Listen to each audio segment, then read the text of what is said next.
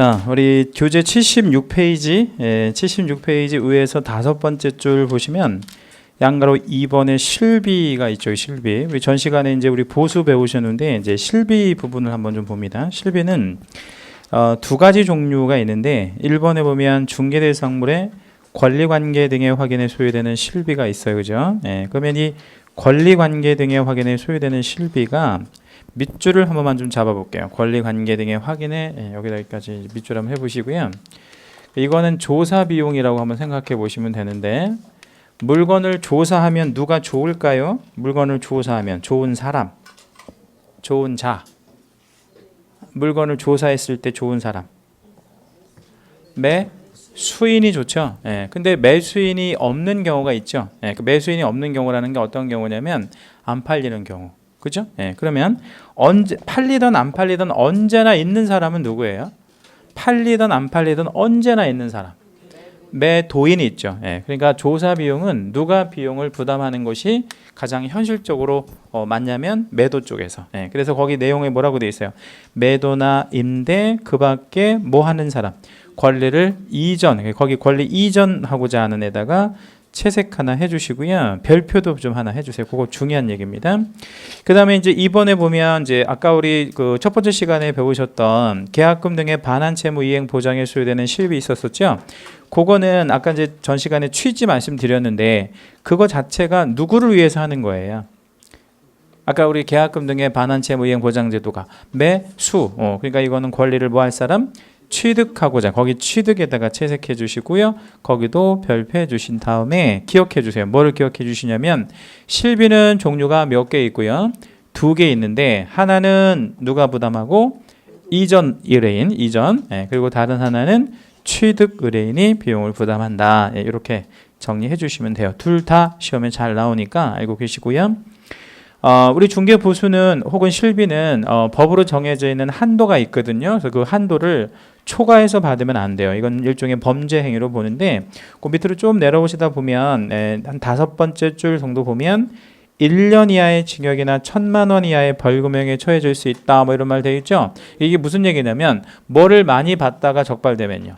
보수, 실비, 그러니까 보수도 마찬가지고 실비도 그렇고 많이 받다가 적발이 되면 1년 이하의 징역이나 1,000만 원 이하의 벌금형에 해당이 됩니다. 그러면 만약에 보수를 한 100억 정도 더 많이 받았대. 100억 정도. 그리고 내가 한 1년 정도 징역을 간다. 그러면 갈 사람 있어요, 없어요? 갈 사람 있지. 저 같아도 가죠, 당연히. 그러니까 그거를 못 받도록 해야 된단 말이에요. 못 받도록. 그러니까 못 받도록 하고 처벌도 하고. 그래서 그거를 이제 판례 한번 좀 읽어보니까 판례 볼게요. 부동산 중개 수수료 약정 중 소중의 한도를 초과하는, 그러니까 법정 한도를 초과한다 이 말이에요. 부분에 대한 사법상 효력을 제한함으로써 사법상 효력을 제한한다는 얘기가 무슨 얘기냐면 못 받게 하겠다는 거예요. 받는 것 자체를 국민생활의 편의를 증진하고자 함에 그 목적이 있는 것이므로 강행법규에 해당하는 것으로 한도를 초과, 여기서부터 채색합니다. 한도액을 초과하는 부분은 무엇이라고 보아야 한다? 무효라고 보아야 한다. 그러면 아직 받기 전이에요. 안 받았어 아직? 그러면 뭐 할 수 없어? 받을 수 없어. 그거 한도 초과하는 부분 자체가 무효니까요. 근데 이미 받았으면 어떻게 해야 되겠어? 이미 받았으면 무효니까. 그죠? 그럼 어떻게 해줘야 돼? 돌려줘야지. 반환의 문제가 생긴다 이 말이에요. 그러면 이미 받았단 말이에요. 그러면 처벌은 하고요. 처벌도 하고 돌려도 줘야 되고 그렇게 된단 말이에요. 그래서 이제 이런 것들은 그 단순히 그 말하자면 처벌만 하고 받을 수 있도록 하면 아까 말씀드린 대로 역선택의 문제가 생길 수 있기 때문에 그거는 당연히 사법상의 효력을 인정하지 않는 것이 합리적이다 이렇게 생각하시면 되고요. 한도를 초과하는 부분은 무효라고 보아야 한다. 지금 채색하셨죠, 그죠? 거기에다가 별표를 좀 해주신 다음에 뭐라고 좀 적어주실 거냐면 이렇게 적어주세요. 무효인데 전부 무효라고 안 하고요. 그걸 무슨 무효라고 얘기하냐면 일부 무효라고 얘기를 해요. 이게 이제 그림으로 한번 그려드리면 자 예를 하나 들어볼게요. 여기가 법정 한도예요. 여기까지만 받아야 되는 거야. 근데 얼마를 뚫고 올라가서 받았냐면 이만큼을 뚫고 올라가서 받은 거예요. 그러니까 한도를 뭐 한 거지? 초과했다. 그럼 무효가 된다는 거죠. 어떤 부분만 무효가 된대? 요 부분만. 그러면 요 밑에 있는 건 받아도 되고 예, 요건 받아도 되는데 요 부분만 무효가 된대. 근데 행위 자체를 이렇게 나눠 받은 게 아니라 한 번에 받았잖아요. 하나의 법률행위잖아요. 그지? 근데 하나의 법률행위인데 뭐가 무효라는 거예요. 전부가 아니면 일부가. 일부 무효라고 해요, 이걸. 그래서 굉장히 특이한 그런 무효이라서 민법에서 이것도 시험에 잘 나와요. 예, 그러니까 우리 법보다는 민법에서 오히려 더 잘 나온다는 거 알고 계시고요. 이제 14번 테마로 넘어갑니다. 14번에 뭐라고 되어 있냐면 업무상 행위에 대한 개공의 책임 뭐 이런 말 나와 있는데 우리 51페이지 아니요 51번 테마가 157페이지 잠깐만 가볼게요. 손으로 잡으신 다음에 157페이지 한번 가보시고요. 예, 157페이지 예. 거기 51번 용어에 보니까 의무와 책임 뭐 이런 말 예, 나와 있잖아요. 그죠? 예, 의무하고 책임 예, 있는데 의무는 규범에 의하여 부과되는 부담이나 구속, 그러니까 부담이나 구속을 의무라고 얘기를 합니다. 밑으로 좀 내려오시다면 반면 책임은 위법한 행동을 한 사람에게 법률적으로 불이익이나 제재를 가하는 것을 뭐라고 얘기하는데 책임이라고 얘기하는데 제재나 불이익을 주는 거를 책임이라고 합니다. 그러면 다시 77페이지로 오신 다음에 거기 이제 제목이 뭐라고 돼 있어요? 업무상 행위에 대한 개업 공인중개사의 책임 이렇게 돼 있잖아요. 우측 보조단에다가 요거를 좀 하나 먼저 적어 놓을게요. 자, 의무가 있고 책임이 있잖아요. 그렇죠? 네, 그러니까 의무는 부담이에요. 구속이에요. 내가 뭔가를 해야 하는 그런 부담인데 이거를 하지 않으면, 그러니까 의무를 이행하지 않으면 무슨 문제가 생기는 거예요? 책임의 문제가 생기는 겁니다. 그렇죠? 의무를 다하지 않으면 뭐가 생긴다고? 책임이 생겨요. 그럼 예를 하나만 들어봐 드릴게요. 의무 중에 이런 의무가 있어요. 우리나라의 도로교통법에 보면 음주하고 운전하면 돼요, 안 돼요? 안 돼요. 예, 음주운전하지 말아야 할 우리 하지 못하는 의무가 있죠. 그렇죠? 예. 먹어가면서 운전하는 건 어때? 술 먹어가면서. 그것도 당연히 안 되지. 예, 그걸 한번 해보는 사람이 한번 있을 수 있어서 말씀드리는 거예요. 먹고 나서 운전도 안 되고 먹어가면서 운전해도 안 됩니다. 예. 자, 그러면 하다가 적발이 됐는데 이게 그냥 단순 적발된 게 아니고 이 운전하다가 사고를 친 거예요. 앞차를 들이받았거나 오늘 아침에 제가 출근을 하는데 무슨 지하차도더라? 사평 지하차도인가? 거기 지하차도를 딱 들어가는데 앞차가 벤틀리예요. 벤틀리 아니죠, 벤틀리. 예, 그거 저 되게 비싼 한 4억 정도 가는 그런 차. 예, 그리고 이제 옆으로 빠지려고 이제 앞차 이제 벤틀리 받으면 안 되잖아. 예, 그러니까 옆으로 빠지려고 보니까 옆차는 또 BMW야. 근데 BMW 760이더라고. 그래갖고 뭐 이걸 갈 수가 없는 거야, 그냥 꼼짝없이. 예, 그래갖고 그냥 거리를 상당히 두고 그냥 왔었거든요. 예. 그리고 사고 나면 큰일 나잖아. 예, 아무튼 그 옆차는 한 3억 가겠더라고. 근데 앞차는 한 4억 하고.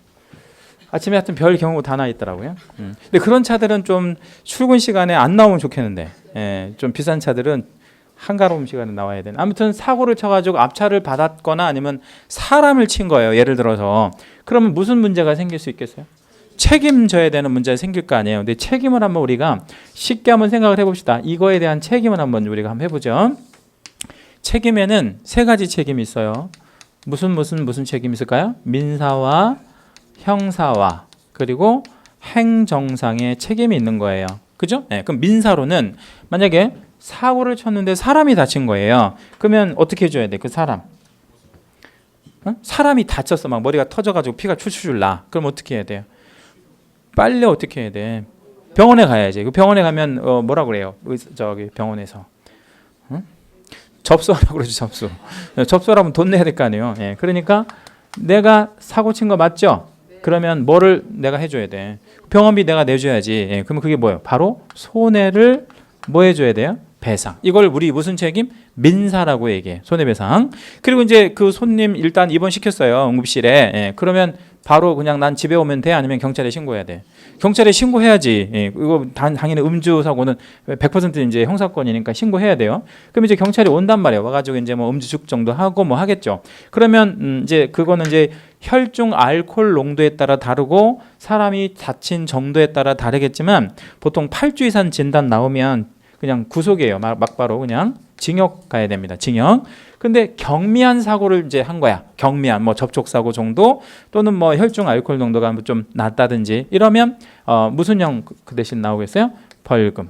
그래서 정리해 보면 형사로 부담하는 거는 뭐나 뭐 징역이나 벌금 이런 걸 우리 뭐라 그래? 형사 책임이라고 얘기합니다. 자, 이것만 하면 끝이에요? 아니면 내가 하나 더 무슨 책임을 져야 돼?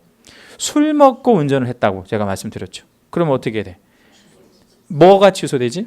면허가. 예, 그래서 이거는 이제 면허가 취소가 되거나 아주 경미하게 먹었다. 뭐 한 잔 정도 먹었다. 예, 그러면 뭐 정지 같은 거 될 수도 있겠죠, 그렇죠? 예, 아니면 아예 뭐 아무것도 없을 수도 있겠지만 아무튼 취소나 정지 먹는 거를 무슨 책임? 행정상 책임이라고 얘기합니다. 자, 그럼 우리 술 먹고 운전하다가 사고 치면 세 가지 책임을 지네, 그렇지? 자, 이거 한번 읽어볼게요. 무슨 책임?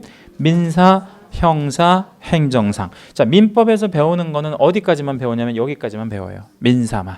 민법은요. 근데 우리 중개사법은 2차 과목이잖아요. 2차는 이제 공법이라고 공법적인 영역에서는 얘보다는 요건 나와봐야 하나밖에 안 나온다고. 근데 우리 2차에서는 얘랑 얘가 중요한 거지 뭐. 그죠? 예. 여기서는 하나, 두 개, 여기는 한 세네 개 정도, 이 정도 문제가 나온다. 그러니까 요게 훨씬 더 우리 2차 과목에서는 중요하다라고 생각하시면 돼요. 그래서 책임을 항상 세 가지 책임이 있다라고 생각을 하셔야 돼.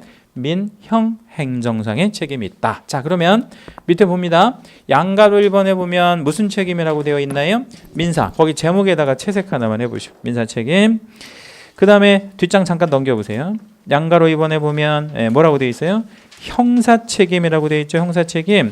그 다음에 양가로 3번에 무슨 책임이라고 되어 있어요? 행정상 책임이다. 이런 말 되어 있네요. 그래서 이거를 제가 구도를 좀 하나 잡아 드려야 해요. 그래서 구도를 좀 하나 잡아 드리는데 요거를 한번 사례 들어가면서 한번 설명을 드려 볼게요. 업무상 행위에 대한 책임을 한번 봅니다. 자, 일단 업무상 행위를 개공이 했다고 한번 가정해 보고요. 개공이 했다고 가정해 보고 그 책임에 대한 얘기를 한번 해볼게요. 개공한테 위법 행위가 있었습니다. 위법 행위가, 위법 행위라는 건 약속이나 법을 뭐 한 거 위반한 행위, 이걸 다 위법 행위라고 얘기합니다. 근데 이런 위법 행위를 하는 과정에서 개공에게 고의나 과실이 있었던 거예요. 이 위법 행위를 일부러 했거나 아니면 과실. 그래서 고의는 뭐냐면 이런 거죠. 자, 지금 제가 손에 이제 분필 들고 있죠, 그죠? 이거를 제가 바닥에다 떨어뜨리면 어떻게 되죠? 깨지죠. 이거 한번 제가 일부러 한번 놔보면 깨지잖아요. 일부러 놓는 거를 뭐라 그래? 고의라고 얘기하죠. 어떤 결과를 예상하고 하는 거 고의. 근데 과실은 그런 거는 아니지만 상당한 주의 의무를 게을리한 거, 이거를 과실이라고 얘기할 수 있고요. 그러면 이렇게 고의나 과실에 의한 위법 행위가 발생이 되면 이제 무슨 행위라고 얘기하냐면 불법 행위라고 그러고요. 불법 행위를 저지르게 되면 무슨 문제가 생기냐면 책임의 문제가 생기는 겁니다. 그럼 술 먹고 운전하는 건 위법 행위이면서 동시에 일부러 했거나 과실로 한 거죠. 그럼 이건 무슨 행위라고 봐야 돼? 이것도 불법 행위라고 보는 겁니다. 그러니까 이건 책임을 당연히 져야 되는 거지. 그러면 이 위법 행위로 인해서 말하자면 책임을 져야 하는데, 책임에는 아까 말씀드린 대로 몇 가지 책임이 있다고 그랬죠? 세 가지. 자, 민사, 형사, 그 다음에 행정상의 책임을 지게 됩니다. 그렇죠? 그럼 여기까지 한번 간단하게 한번 답변해 주세요. 개공은 민사로 무슨 내용을 부담하죠? 민사 책임으로는 손해배상. 그 다음에 형사로는요, 징역형이나 벌금 내야 되는 문제. 행정상으로는요, 여기 무슨 취소나 무슨 정지를 이제 특정해서 한번 답변해 주시면 좋겠다. 아까 우리 이거 음주 같은 경우는 면허 취소, 면허 정지였잖아. 그럼 이거 이제 특정하면, 자, 이게 개공이면 뭐가 있는 자, 등록이 있는 자. 그러니까 얘는 등록 취소나 업무 정지 이런 거 먹을 수 있어요. 그죠? 등록 취소나 업무 정지. 그럼 다시 한번 해볼게요. 개공이 업무하다가 사고 치면, 그죠? 민사 손해배상, 형사로는 징역이나 벌금 내야 되고, 행정상으로는 뭐 취소, 뭐 정지, 등록 취소, 업무 정지 이런 거 받을 수 있다는 얘기잖아요. 근데 여기까지는 굉장히 간단한데 여기까지는 시험에 안 나와요. 굉장히 단순해가지고. 그러면 어떤 걸 물어보냐면 이걸 물어봐요. 자, 개공이 누군가를 고용을 합니다.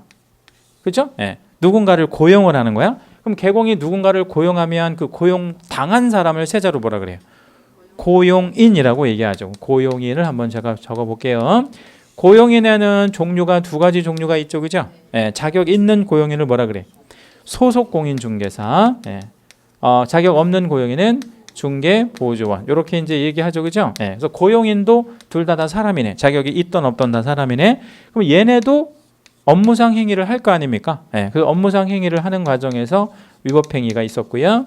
하지 말아야 할 행위가 있다는 거지. 그런 행위를 하는 과정에서 고의 또는 과실이 있었어요. 이렇게. 근데 이 위법 행위가 뭐에 관련된 위법 행위가 되냐면 업무하고 관련된 거예요 합니다. 업무하고 관련된. 예. 그럼 이 업무하고 관련된 행위가 있었다면 얘도 책임져야 돼? 얘는 책임 안 져도 돼? 얘 본인. 그 행위를 한 본인 주체. 책임져야 돼 얘도. 그렇죠? 그럼 무슨 책임져야 돼? 민사, 그 다음에 형사, 그 다음에요 행정상 책임 같은 거를 져야겠죠? 그죠? 얘가 잘못했으니까 얘가 왜 책임을 져야 하는지 다시 설명을 드려볼게요. 요 사례는 안 적으셔도 돼요. 그냥 들어만 보시면 돼. 이건 시험하고 관련 없는 사례입니다. 한 7년 8년 전에 서울에 이제 유명한 설렁탕집, 이제 상호를 얘기할 수 없는 이유가 좀 있어요. 촬영하고 있으니까 굉장히 유명한, 아주 유명한 설렁탕집에서 실제로 있었던 실화예요. 실화. 근데 어떤 일이 있었었냐면 여종업원이 한 명 있었는데 이 여종업원이 남자 손님이 단골이 한 명 있었어요. 단골. 근데 이 단골이 이 여자 종업원을 좋아했거나 이런 관계는 아닌데 이 남자 단골 손님이 이 여자 종업원을 계속 지속적으로 괴롭힌 거예요. 어떻게 괴롭혔는지는 알 수는 없지만 아무튼 괴롭힌 거야. 근데 사건 당일 날도 계속해서 이제 괴롭힌 거야. 그래서 이 여자 종업원이 마음을 이제 먹었어요. 독하게 마음을 먹어가지고 뭐 하겠다라고 마음을 먹었냐면요. 죽여버려야 되겠다. 이렇게 마음을 먹은 거야. 누가 누구를 죽여버려야 되겠다. 이 여자 종업원이 이 남자 손님을 죽여버려야 되겠다 생각한 거야. 그래갖고 뭐 여러 가지 이제 도구를 생각을 해보니까 얘가 이제 남자니까 웬만하면 안 죽을 수 있잖아. 예, 그래가지고 자기가 생각할 수 있는 가장 최선의 도구를 생각했는데 그게 바로 뭐였냐면 설렁탕이었던 거예요. 근데 이 집은 뚝배기 설렁탕 집이었어요. 예, 그래서 뚝배기 설렁탕을 가지고 오면서 너 오늘 죽어봐라 하고 가져오면서요. 가지고 오다가 그 뚝배기 설렁탕의 특징이 뭐예요? 아니 뜨거운데 어디까지 와서 끓어 이게. 그 손님 테이블까지 왔을 때도 계속 끓잖아요. 그리고 한참 동안 이게 끓잖아. 거의 이제 온도로 따지면 거의 100도에 가까운 온도에 되는 그거를 가져와 가지고 손님 머리에다가 부어버린 거야 이렇게. 예, 그 전신 화상을 입었죠. 전신 화상을. 그 죽으라고 한 거지 이렇게. 말 그대로 살인의 의도를 갖고 이제 부어버린 거예요. 그래서 전신 화상을 입었. 다행히 근데 죽지는 않았어요. 죽지는 않았는데. 이제 막 주변에서 이제 뭐 이렇게 해가지고 이제 죽지는 않는데 상당한 상해를 입은 거죠. 전신에 다 이렇게 화상을 입었으니까. 근데 그 전신 화상을 입으면 죽는 거가 오히려 나을 정도로 고통이 심하다 그래요. 그리고 또 수술도 여러 번 해야 되고 아무튼 그래서 수술비며 뭐 이런 여러 가지 이제 뭐 정신적인 뭐 이런 것까지 하면 엄청난 피해를 입은 거예요. 자, 그럼 볼게요. 이 여종업원 이게 이렇게 가해를 한 여종업원이 책임 있어요, 없어요? 있죠. 이거 업무상 행위를 하다가 지금 위법행위 한 거 맞죠? 업무잖아, 업무. 이거 뚝배기 날르다가 그런 거잖아요. 그러면 민사상 책임 있어, 없어? 있어요. 어떤 민사상 책임져야 돼? 이 종업원은 수술비 물어줘야지. 수술비, 그렇죠? 예. 그다음에 그러니까 수술비를 물어주는 거를 우리가 무슨 배상이요? 손해배상. 예. 그다음에 이거는 거의 살인의 의도를 갖고 한 거잖아요. 일부러 한 게 아니라니까. 예. 그러니까 이건 뭐야? 징역 같겠지 당연히. 예, 그래서 이제 살인 미수로다가 걸렸어요. 예, 그래서 징역 10년인가 받았더라고. 내지는 이게 만약에 그냥 뭐 이렇게 했는데 뭐 이렇게 뭐 손 같은 데나 살짝 만약에 뭐 다쳤다. 이런 정도라고 하면 벌은 받을 수도 있어. 그래도 벌금 일부러 만약에 했다면 그러니까 징역 또는 벌금형을 받을 수 있는 경우란 말이에요. 그걸로 끝나요? 아니면 그걸로 끝나지 않아요? 행정상의 문제가 남았죠. 그럼 행정상의 문제가 어떤 게 있을까요? 자, 만약에 잘리는 건 중요하지 않아요. 잘리는 건 중요하지 않고 이 여종업원이 무슨 자격을 필요로 하는 거다라고 생각해 보죠.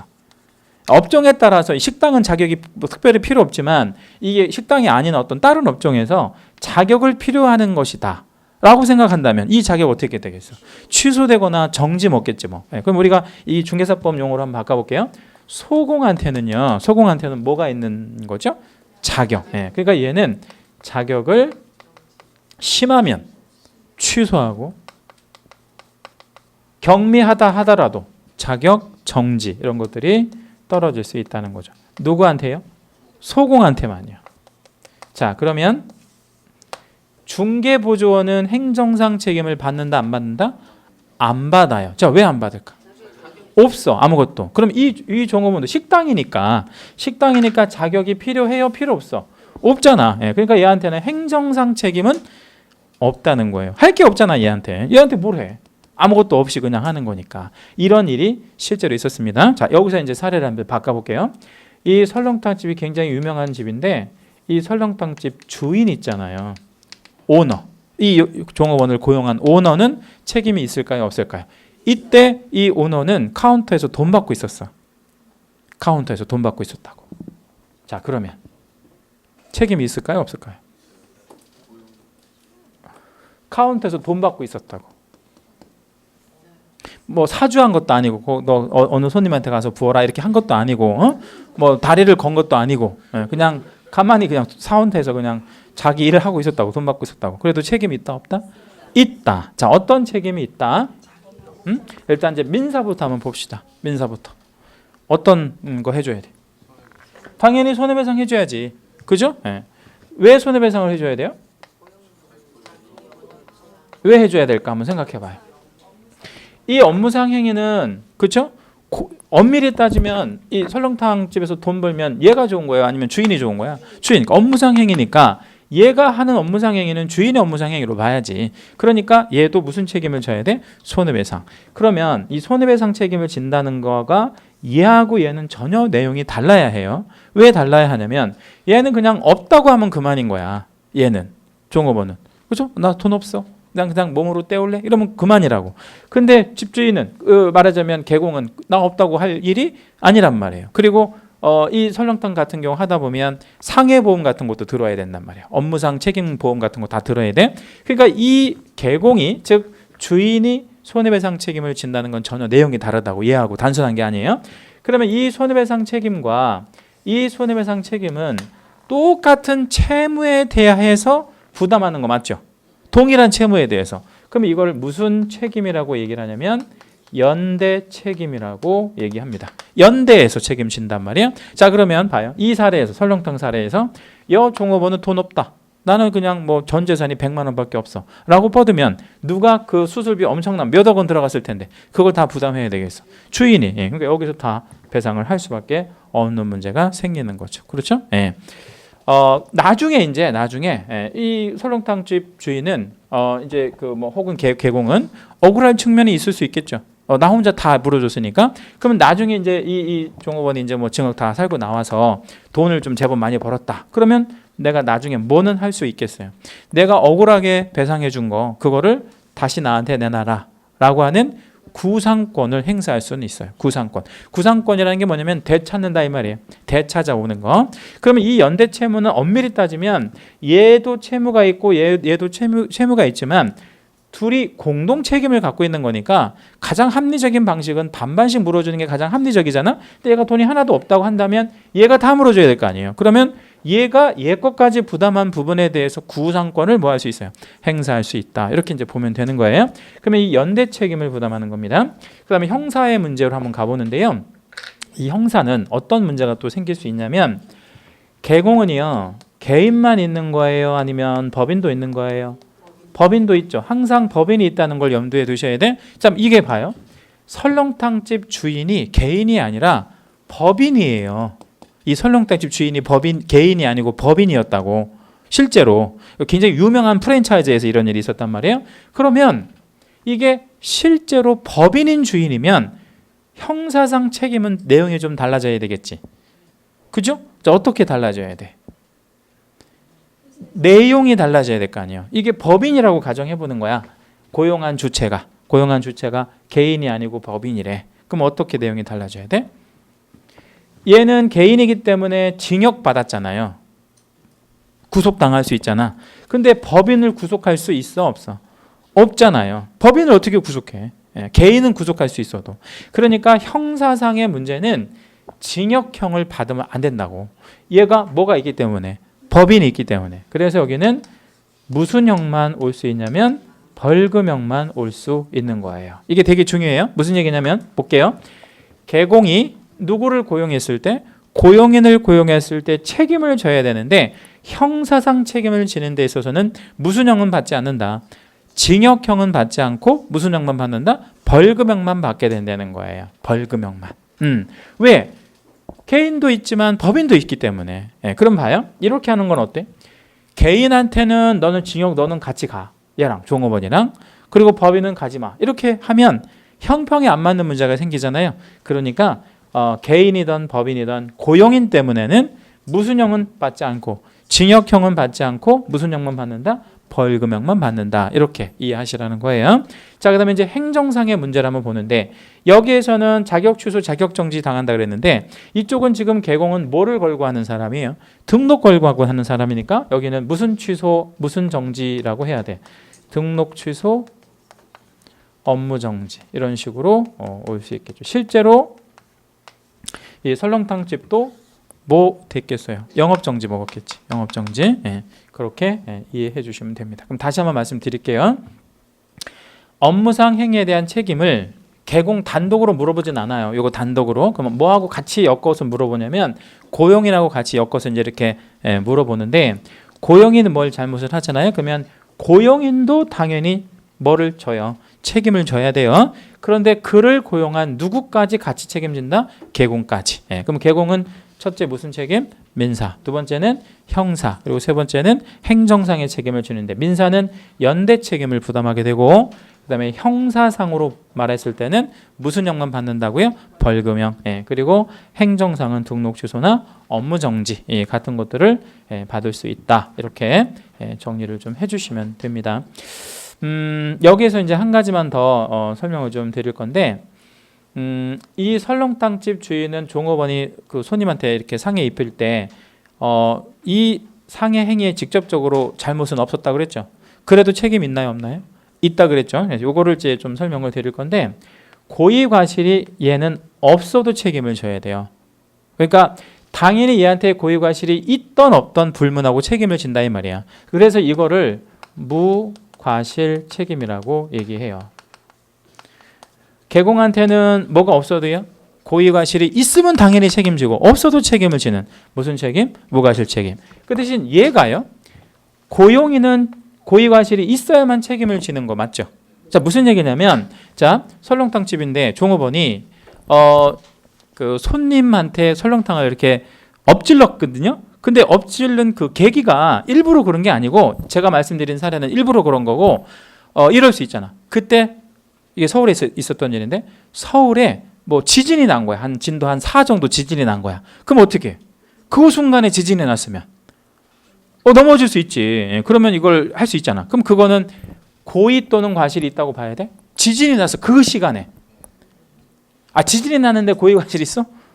없는 거지. 그렇죠. 이건 천재지변이잖아. 이런 경우는 고의 과실이 없다고 봐야지. 그렇죠? 그러면 얘는 책임 있어 없어? 그런 경우는 없죠. 그러면 뭐 당연히 소송부터도 책임을 물을 수가 없어요. 지진 난 걸 어떻게 조심해? 말이 안 되는 거지. 그러면 예를 들어서 만약에 지진까지 책임지라 그러면 우리 저 설렁탕집 종업원들은 뭐를 다 예상해야 돼. 오늘 지진 날 건가 안 날 건가? 오늘 지진 난대? 그러면 일 안 해야지. 그렇잖아요. 그건 불가항력적인 손해일 수밖에 없잖아. 그지? 그러니까 여기서 정리할 것은 고용인은 무슨 책임만 부담하고요? 과실 책임. 반면에 개공은 무슨 책임까지 부담한다? 무과실 책임. 과실 책임은 당연히 부담하고 무과실 책임까지를 부담한다 라고 생각하시면 되고요. 여기에서 확률적으로는 한 70% 정도? 하나 정도 문제가 사례형 문제로 줘요. 사례형 문제라고 하는 건 뭐 예를 들어서 얘를 갑, 얘를 을, 그리고 이제 얘가 뭐 잘못해가지고 병이나 정한테 손해를 끼쳤을 때 어떻게 되느냐 이거를 사례형 문제로 주는 아주 정형화되어 있는 타입이 요겁니다. 그러니까 알고 계셔야 되고요. 자, 그 다음에 이제 몇 페이지로 가시냐면 78페이지 하단에 15번 테마에 보니까 개업공인중개사의 손해배상 책임 보장 관련한 의무라고 했는데, 그러니까 이제 우리 아까 고용인 입장에서는 이 손해배상 책임을 그냥 이렇게 부담시키는 거죠. 근데 이걸 제도적으로 보장하거나 하기가 어려운 부분은 뭐냐면, 이 사람들 그냥 월급 받는 사람들이니까 너 보험 들어 이걸 강제할 수가 없잖아. 근데 누구는 그걸 강제해 줘야 되냐면 개공은요. 이 부분은 나 돈 없어 이렇게 하면 안 되잖아. 그러니까 개공은 민사상 손해배상 책임을 부담하는 거를 제도화 시켰어요. 제도화. 그래서 그 제도를 어떻게 이해하시면 되냐면, 개공의 손해배상 책임 관련한 보장 관련한 의무를 만들었단 말이에요. 의무. 그래서 오른쪽 양가로 1번 79페이지 맨 위에 보면, 양가로 1번에 보면 무엇을 설정하도록 하는 의무를 만들었대. 업무 보정 설정 의무가 있습니다. 그 업무 보정 설정 의무는 세 가지 중에 하나를 택일해야 되는데요. 세 번째 줄 봅시다. 세 번째 줄 이때에서부터 읽어볼게요. 이때 보증이란 채색합니다. 보험, 공제, 공탁을 의미한다. 거기다 채색 하나만 해주시죠. 그러니까 업무 보증을 설정할 때 세 가지 중에 하나를 택일하라 이 말이에요. 뭐뭐뭐 중에 하나를 택일하래? 보험, 공제, 공탁. 이 셋 중에 하나를 택일해서 업무 보증을 설정해야 합니다. 우리 의사들이 업무 보증 설정할까요, 안 할까요? 의사들 합니다. 왜냐면 사고 칠 수 있잖아요, 의사도. 자, 그러면 변호사들은 업무 보증 할까요, 안 할까요? 변호사들 해요. 택시 기사들도 해요. 해요. 버스 기사도 하고. 그럼 개공도 해야지. 모든 전문적인 직업은 다 해야 돼. 그렇죠. 내가 사고 쳤을 때 이제 제도화 시키는 거, 그걸 안 하는 경우는 거의 없다라고 보시면 돼. 그걸 안 하는 건 그냥 말 그대로 아주 영세하고 뭐 이런 정도밖에는 없다고 보시면 되겠고요. 요즘에는 그 뭐라고 그러죠? 그 이렇게 길거리에서 이렇게 하는 거 있잖아요. 그 뭐라고 그래 그걸, 길거리에서 노점 하시는 분들도 보험 들더라고. 그 노점 하시는 분들도. 왜냐면 사고 뭐 터지고 그러면 또 그거 하니까. 해서 그 노점 하시는 분 이렇게 컵 같은 데다 이렇게 뭐 컵밥 뭐 이런 거 만들어서 팔 때도 거기 보니까 무슨 뭐 보험회사 뭐 얼마 이렇게 뭐 보험 들었다고 거기 해 있더라고. 그러니까 하물며 그런 사람도 보험 드는 거니까 대부분 이제 그런 거. 왜냐면 그런 사람도 그것 때문에 한두 번 당해본 거로예요. 그러니까 보험을 들어놓는 거지. 이거를 이제 제도화 시켰는데 금액이 또 달라. 금액이. 그래서 이제 그 두 번째 단락에 보면 이런 말 돼 있어요. 업무보정 설정 금액은 법인인 개공 이랬죠. 그럼 법인인 개공은 자격 있는 사람 몇 명 이상이 같이 해야 되지? 2명. 2명이니까 업무보정을 얼마 하래? 2억을 하래. 2억. 그 다음에 분사무소 하나마다, 분사무소는 법인만 두는 거잖아요. 분사무소 하나 둘 때마다 책임지는 사람 몇 명 내려보내야 되지? 1명. 1명. 그러니까 얼마 이상 추가 설정? 1억 원 이상 추가 설정. 그거 우리 옆에 오른쪽 여백에다가 요거 하나만 좀 문제 하나 적어 볼게요. 사례 문제. 갑중개법인이 100개의 분사무소를 설치했답니다. 100개의 분사무소. 그죠? 그랬을 때 이 갑법인의 보증 총액은 얼마 이상이겠냐? 이런 식으로 시험에 아주 잘 나옵니다. 아주 잘 출제가 됩니다. 얼마 이상? 102억 이상. 이렇게 답을 하셔야 되겠죠? 자, 102억이 어떻게 나왔을까요? 분사무소 100개니까 하나마다 1억씩 하면 100억에다가, 그 다음에 갑법인이라고 하는 거는 본점 있을 거 아니야. 본점에는 자격 있는 사람 몇 명 필요해? 2명. 그러니까 얼마? 2억 더해가지고 얼마? 102억 이상. 이런 식의 간단한 계산 문제들이 아주 잘 나와요. 알고 계십시오. 이 사례 되게 중요합니다. 자, 그러면 이제 개인들은 어떻게 할 거냐? 개인들은 혼자 하는 거 맞죠? 그래서 혼자 하는 거니까 밑에 줄 보니까 얼마 이상만 하면 된대. 1억. 혼자 하는 거니까 1억. 개인들은 1억 합니다. 그리고 이제 우리 특수법인 중에서 하나 이제 그 밑에 줄에 보니까 지역 농업 협동조합 이런 거 있죠, 그죠? 거기다 우리 밑줄을 한번 좀 잡아볼게요. 지역 농업 협동조합 전체 밑줄 잡고요. 얘 정식 명칭은 조합이잖아요. 지역 농업 협동조합. 그럼 얘는 불특정 다수를 상대로 중개업한다, 아니면 특정 집단을 상대로 중개업한다? 특정. 그 특정 집단이 뭐냐면 바로 조합원만을 상대로 해야 돼요. 얘는 조합원만을 대상으로 하는 거야. 불특정 다수를 하면 안 되고 그러면 그 지역농업협동조합의 조합원이 많아야 뭐 몇백 명 되겠지 뭐 많아야. 그러니까 전 국민을 대상으로 하는 게 아니라 말 그대로 조합원들. 그리고 얘가 지역 농업협동조합이잖아요. 근데 얘는 모든 물건을 중개할 수 있는 게 아니고요. 딱 하나의 물건만 중개할 수 있거든요. 오로지 뭐만 중개할 수 있냐면 농지만 중개해야 돼요. 그럼 누구를 대상으로 뭐만 중개하는 거야? 조합원을 대상으로 농지만, 조합원 대상으로 농지만 이렇게 이해하시면 돼요. 자, 그러면 예를 하나 들어보드릴게요. 우리 자동차 보험을 드는데요. 자동차 보험을 드는데 온 가족이 다 운전하면 보험료 높아져, 낮아져? 높아지죠. 그리고요, 우리 자동차 보험 역시 드는데 월요일부터 일요일까지 다 운행한대. 그거 하고 토요일 날하고 일요일만 운행하는 거 하고 어때요?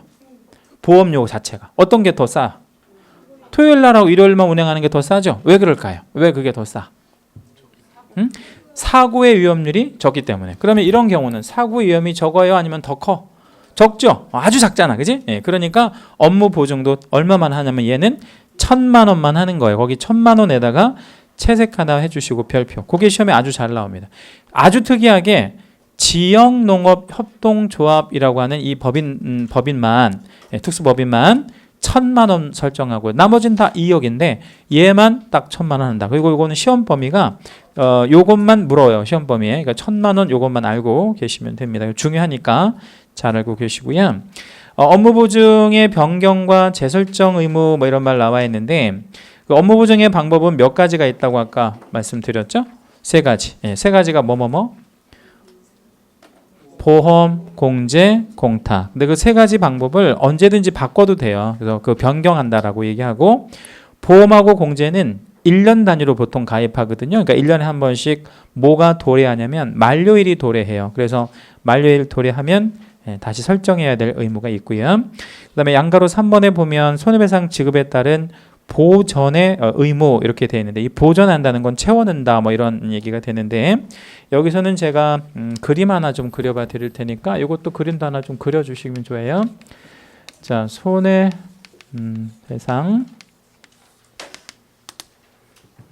구도 개공이 있고요. 보증기간이 있잖아요. 이 둘은 계약을 합니다. 자, 이 계약의 종류는 뭐뭐뭐 있다고 그랬죠? 아까 다시 한번 해볼게요. 세 가지 중에 하나. 보험, 또요. 공제, 공탁. 이렇게 한다 그랬죠? 예. 이거를 하나씩 여기다 넣어서 한 번만 읽어봐 주세요. 보험계약, 공제계약, 공탁계약. 이게 다 계약들입니다. 예. 그러면 이 계약의 당사자는 누구예요? 이 계약의 당사자. 개공하고 보증기관이 당사자죠. 그죠? 다시 이 계약들의 당사자는 개공과 보증기관이 계약의 당사자예요. 제1자, 제2자. 당사자 맞죠? 그죠? 네. 그런데 이 계약은 누구를 위해서 체결하는 거예요? 잘 생각해 봐요. 이 계약은 누구를 위해서 체결하나? 얘를 위해서? 얘를 위한다면 안 하는 게 좋아. 이거 돈 들어가니까. 그죠? 얘를 위해서 하는 거 아니에요. 누구를 위해서? 얘의 손님을 위해서. 그러면 얘의 손님이면 계약의 직접적인 당사자가 아니네. 예, 그러면 누구를 위한 거야? 제3자. 예, 그러면 이 계약은 누구를 위한 계약이다? 제3자를 위한 계약이다. 계약이 꼭 나를 위해서만 하는 거 아니에요. 얼마든지 제3자를 위해서 계약 체결할 수 있겠지. 그치? 그럼 이 계약상의 이익은 누가 이익을 보는 거지? 제3자가 이익을 보는 거예요. 예, 그렇게 생각하시면 돼요. 자, 이 계약은 언제까지 체결해야 돼? 개공이. 이 계약 언제까지? 우리 지난주, 지지난주 배우셨는데 이거 언제까지 체결해야 되느냐? 업무 개시 전까지. 그럼 제가 적어볼게요. 업무를 뭐 하기 전까지요? 개시하기 전까지 이거를 체결을 해줘야 됩니다. 누구를 위해서요? 누구를 위하여? 제3자를 위하여, 나의 의뢰인을 위하여 이제 체결을 하는 거 맞아요, 그죠? 네. 자, 그런데 이거를 통해서 이제 업무를 이제 시작할 수 있거든요. 예, 이걸 이제 계약을 해놓고 업무를 이제 체결하는 건데, 요거 먼저 잠깐 설명을 좀 드려보고 할게요. 보험은 그냥 우리가 생각하는 보험이에요. 보험에 대해서 뭐 제가 설명 안 드려도 잘 아실 거 아니에요. 뭐 화재보험, 뭐 안보험, 뭐 교육보험, 뭐 이런 거 있잖아요. 그런 보험을 말해. 근데 공제는 뭐냐면 공제는 보험의 한 일종인데요. 이렇게 생각하시면 돼요. 변호사들은요. 아까 제가 보험 든다 그랬죠. 예, 근데 변호사들이 현재 개업한 변호사가 한 2만 명 정도 되는데 보험으로 안 들어요. 보험으로 안 들어. 뭐 세무사, 뭐 회계사 다 보험 안 들어. 택시기사 보험 안 들어요. 뭐 버스기사 안 들어. 그러면 자체적인 뭐를 갖고 있냐면 보험을 갖고 있어. 자체적인 보험을. 그러니까 남 좋은 일 시키지 않는다는 거야. 그러면 뭐하러 보험을 의무적으로 들으긴 해야 되지만 왜 그 보험 들어? 내가 보험을 하나 만들면 되지. 그래서 그 이쪽이 쪽수가 많으면 사람이 많으면 뭐를 만들어도 되는 거야. 그 보험회사를 만들어도 되는 거야. 그걸 뭐라고 그래? 공제라고 얘기해. 공제. 예. 그러니까 공제는 자체적인 보험이다 이렇게 생각하시면 돼. 다시요. 공제는 뭐라고요? 자체적인 보험이야. 그냥. 예. 그러면 택시 공제 조합 뭐 이런 말 하잖아. 예. 그거 그냥 보험업을 하는 거죠. 그러면 개공들도 뭐를 하나 만들어요. 공제를 만들어서 여기다 이제 가입하면 돼요. 그러면 보험료하고 공제료하고 어떤 게 조금 쌀까요? 싸야 해. 원리적으로 보면. 요 공제료가 싸야 되겠지. 왜냐면 이 보험은 보험회사에 이윤이 들어간 거고 그 이윤이 안 들어간 게 공제니까 원리적으로 보면 이게 좀 싸야 되겠죠. 10,000원을 싸던 뭐 5,000원을 싸던 싸긴 싼 거 이거 공제가 되고요. 공탁은 뭐냐면 공탁은 개공이 돈을 맡겨놓는 겁니다. 법원에다가. 그러면 얘가 개인이야. 그럼 얼마 맡겨놔야 돼? 1억. 법인이야. 2억. 이렇게 맡겨놔야 돼. 그걸 이제 공탁이라고 얘기하고 다 계약관계입니다. 이걸 통해서 이제 얘가 업무를 개시했어요. 예, 그래가지고 이제 의뢰인을 만난 거야. 그래서 의뢰인의 어떤 이제 활동을 해줬는데 개공에게 뭐가 있었었냐면 고의나 과실이 있었어요. 그래서 얘한테 손해가 발생이 된 거예요. 그 대신 이 고의 과실로 인하여라고 하는 인과관계가 있어야 됩니다. 인과관계, 손해배상을 해주려면 그러면 이 고의 과실 때문에 의뢰인에게 뭐가 발생한 거지? 손해가 발생이 됐어요. 자, 그러면 의뢰인은 이 손해 입은 거를 어떻게 할 수 있을까요? 배상해달라고 해야지. 자, 그럼 누구한테? 아니 일단 얘가 잘못했으니까 여러분 같으면 심정적으로 얘한테 물어달라고 할 거 아니에요.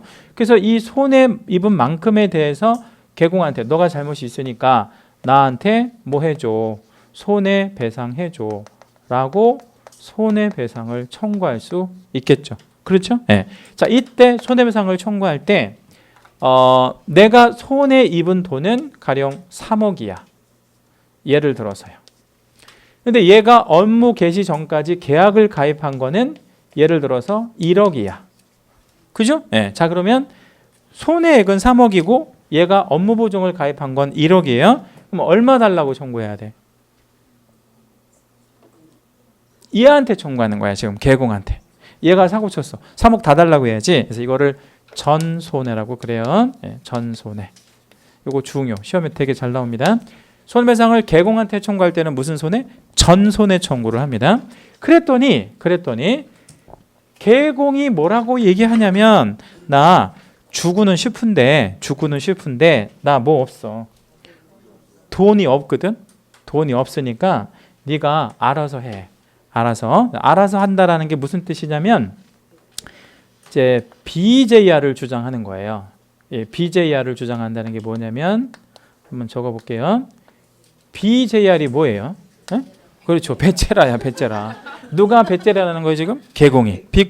개공이 지금 의뢰인한테 BJR을 주장하고 있어요. 그러면 받을 수 있다? 없다? 얘가 배째라는 거예요. BJR을 주장해요. 그러면 받을 수 있어? 없어? 얘한테. 그러면 얘가 배째라라고 하니까 그럼 배를 열고 뭐 가져가면 돼? 안 돼? 안 되죠. 그러다가 잘못 가져가면 죽으면 어떡할 거야? 나 형사건인데. 그러면 그럴 수도 없고 얘가 돈 없다는 거지. 한마디로 말하면. 그럼 받을 수 있어요? 없어요? 없잖아요. 얘가 BJR을 주장은 받을 수 없다고 현실적으로. 그렇잖아요. 그럴 때를 대비해서 뭐 하나를 만들어 놓은 거예요. 보증을 만들어 놓은 거야. 그래서 이걸 제도화 시켰다고 얘기하는 거예요. 그럼 누구한테 이제 청구하면 되겠어요? 의뢰인은? 보증기관에. 네. 얘한테 이제 청구해야지. 얼마를? 얼마를? 전손해를 아니면 1억만. 1억만. 왜 1억만 청구해야 돼? 그렇죠. 보증회사는 1억만 지금 보증해 주는 거야. 그래서 이거는 설정 범위라고 그래요. 얘하고 얘가 제일 중요합니다. 이쪽에서는. 어떻게 청구하느냐에 따라서 다른 거죠. 그래서 다시 한번 정리하면 개공한테 청구할 때는 어떻게? 전손해. 다 달라고 하고 보증기관에게 청구할 때는 어떤? 설정 범위. 1억 원 범위 안에서만 청구해야 되겠지. 자, 그러면 우리 이제 개업공인중개사 사무실 입구에 보면요. 사무실 입구에 보면 스티커가 붙어 있어요. 스티커가. 자, 스티커가 뭐라고 붙어 있냐면 손해배상 보험 가입 없소. 당연히 가입해야지. 예. 근데 거기에 보면 내용에 보면 3억 원 가입 없어. 이렇게 돼 있어. 3억 원. 근데 종별은 개인인 개공이야. 근데 개인인 개공인데 얼마를 가입했대? 3억. 그럼 3억 해도 돼? 해도 돼. 자, 근데 옆집은 똑같은 스티커가 붙어 있는데 액수가 1억이에요. 에? 예를 들어서 그럼 어떤 집 가야 돼? 3억 붙어 있는 집 가야지. 그래서 요즘에는 서울은요 대부분 3억이야. 서울은 왜냐면 액수가 좀 크니까. 그 지방도 한 2억 정도씩은 많이 가입하고요. 좀 많이 가입하는 곳 같은 데는 한 7억 정도도 가입하는 것도 봤어요. 그 대신 뭐를 많이 내야 돼? 그런 사람은 보험료를 많이 내야 되지만 손님에 대한 주는 신뢰감은 확 높아지죠. 그렇죠? 예, 그렇게 이제 이해하시면 됩니다. 예, 그럼 요 구도 잘 기억해 주시고요. 예, 요거 가지고 이제 한 가지만 더 설명을 드릴 건데 이 손해배상을 우리 의뢰인이 이제 보증기관에게 청구했을 때 얘는 BJR을 주장할 수 있다 없다? 없죠. 얘는 당연히 줘야 되고요. 그럼 얘가 이제 손해배상을 지급하게 되면 보험하고 공제는요 일회성 상품이에요. 그러니까 한 번 지급하면 끝나. 그러니까 일회성 상품이라고 얘가. 그럼 자동차 보험은 1년 단위로 가입하면 1년 동안 계속 보상해 주죠. 근데 얘는 그게 아니라 한 번 지급하면 끝이야. 그냥 일회성이야. 그래서 보험료가 저렴해요. 그러면 이거 일회성 상품이니까 얘가 지급을 얘한테 하잖아요. 그러면 뭐하고 뭐는 없어진 거야. 보험하고 공제는 없어진 거야. 그렇죠? 네. 그럼 나는 무보증 상태잖아. 그럼 다시 어떻게 해야 돼? 다시 가입해야 돼. 근데 그걸 며칠 안에 해야 되냐면 15일 안에. 거기 15일 한번 찾아보실래요? 어디 있을 텐데. 양가로 3번에 두 번째 줄 앞부분 15일 찾으셨나요? 네, 거기 동그라미 채색 별표. 그 15일 두시면 되게 잘 나오고요. 업무 보증으로 이제 손해배상을 하잖아요. 그러면 며칠 안에 다시 가입하래. 15일 안에. 그런데 자, 요 두 가지는 재가입이라고 하는 거를 해줘야 돼요. 다시 가입해야 되거든. 재가입. 근데 공탁은 어떤 문제가 생기냐면요. 공탁은 어떤 문제가 생기냐면 개공이 맡겨놓은 돈을 찾아가는 거잖아. 이렇게. 그죠? 예. 근데 맡겨놓은 돈을 다 찾아가면 얼마가 부족한 거예요? 예? 자, 이게 1억을 맡겨놨어. 그럼 얘가 다 찾아간 거예요. 얼마가 부족한 거야? 1억. 예. 그러면 얘를 재가입한다라고 표현하진 않고요. 얘를 뭐 한다고 표현하냐면 그냥 보전한다고 그래. 채워넣는다라고 그래. 이렇게. 그러면 1억을 가져갔으면 얼마 채워 넣어줘야 돼? 1억이요. 5천만 원을 가져갔어. 사고액이 5천밖에 안 돼. 그럼 얼마만 채워 넣어주면 돼? 5천. 그래서 부족한 것만 보전한다.